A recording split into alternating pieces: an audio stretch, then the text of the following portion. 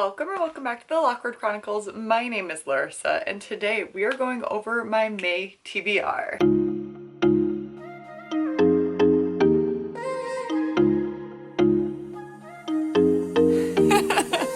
Let's really hope that the rumors are true and that April showers really do bring May flowers and lots of sunshine, because I am so over all this rain and everybody keeps telling me that we need it. But guess what I need? I need sunshine. I need to be outside. I do not need this gloomy overcast weather that I have been living in for the last 2 weeks with only 2 days of sunshine. Well, here we are again for our May TBR. These are, just guidelines. Will I read all of these books on my TBR? Probably not. Will I keep putting books that have been on previous TBRs on the next TBR? Most likely. I believe in myself this time. Also, there's not really any new releases that I'm aware of that are coming out that are at least my anticipated. If you do know of a new release that you think I would enjoy, please put it in the comments below, because I don't have anything listed right now, so I don't really know what's coming out in May. Also, I'm filming this before Book of the Month releases their book choices, and so maybe I'll get one of those, maybe I won't, I don't know. We'll find out. For as of right now, I have 1, 2, 3, 4, 5, 6, 7, 7-ish books on my TBR for May. We'll start off with Terms and Conditions by Lauren Asher. I am so excited. I really loved the first book in this series, and I believe you can read them individually too. Like, you don't have to read them in a series, but I'm going to. And this is Declan and Iris, and this is the Dreamland Billionaire series. So it's pretty much Disney World. It's set in Florida. It's like a childhood theme park. There's princesses. It's not Disney because that would be a copyright issue. Kind of behind the scenes, like the owners and the main owner of Dreamland, the creator, he passed away and he left a percentage of the company to his grandkids if they complete a certain task. Each of them have an individual task to complete.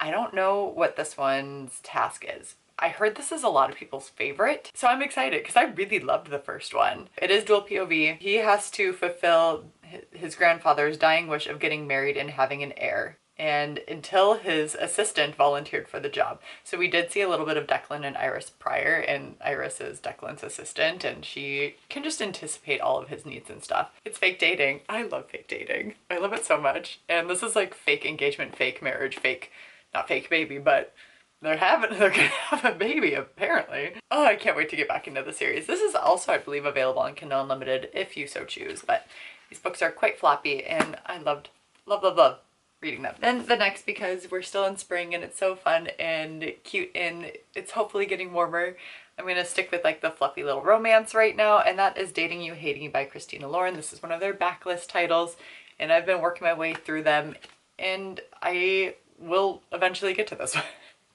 I know it's been on previous TBRs, but I feel like in the mood to read it now.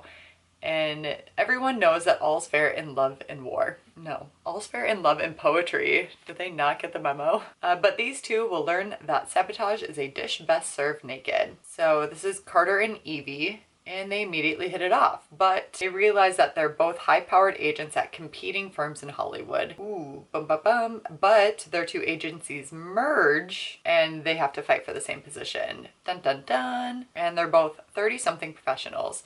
I love when it's around my age. And theirs is typically always in dual POV. And let's stick with the fluffy romances right now. And I'm going to hopefully read The Wrong Mr. Right by Stephanie Archer.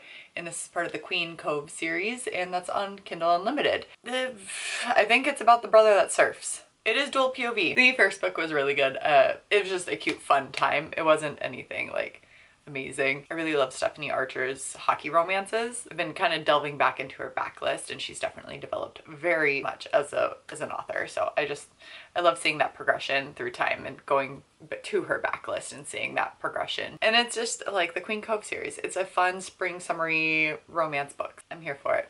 And I have some travel this month, so that'll be good to bring my Kindle with me, because I don't really like to bring physical books when I travel. Let's just try for this one again. Things We Left Behind by Lucy Score. I just need to suck it up and do it. I might read it on my Kindle because just looking at it is too much for me.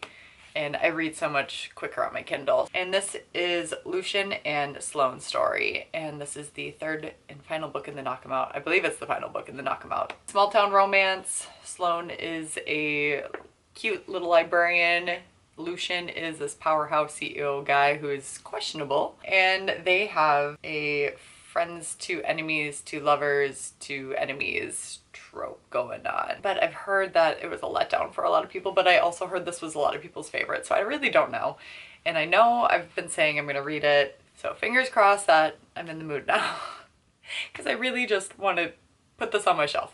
Put it right next to the other two, right here. What else do we have on this list here? After I Do by Taylor Jenkins Reid, because we are in wedding season and might as well. And I love Taylor Jenkins Reid's writing. These are her backlist titles that I've been trying to get through as well. Lauren and Ryan's marriage reaches the breaking point. They come up with an unconventional plan. They decide to take a year off in the hope of finding a way to fall in love again. 1 year apart, and the only rule is they cannot contact each other. Aside from that, anything goes. So pretty much they're taking a little hiatus. Will they find love with other people? Will they mess around with other people? Will they self-reflect and actually work on themselves as individuals to come back together as a stronger unit? I don't know. I feel like this one has a lot of more backlash, not even backlash, but like more negative thoughts surrounding it. I feel like Taylor Jenkins Reid doesn't really write likable characters. Well, they're likable, but they're real. They're very real characters, and she's very gifted in that. And that means that they have flaws like everybody else does. They don't make the best decisions. I guess we'll find out what I think, because I really do want to get to this one. I really want to finish her backlist. And once again, the reigning champion of being on my TBR for months is The Mister by E.L. James. I need to read this and get it done with, or at least like see, and I can always DNF. That's the thing. It's like, I forget that I can just DNF a book and get rid of it. I don't have to read it, but I want to give it a shot. E.L. James wrote 50 Shades of Grey, and I love that series. I also have the darker shades of gray, Christian's point of view, and I really enjoyed those too. Lose yourself in a passionate love story. It's a thrilling new romance. Not really that new, but it is in 2019. Life has been easy for Maxim. With his good looks, aristocratic connections, and money, he's never had to work and he's rarely slept alone. But all that changes when tragedy strikes and Maxim inherits his family's noble title, wealth, and estates, and all the responsibility that entails.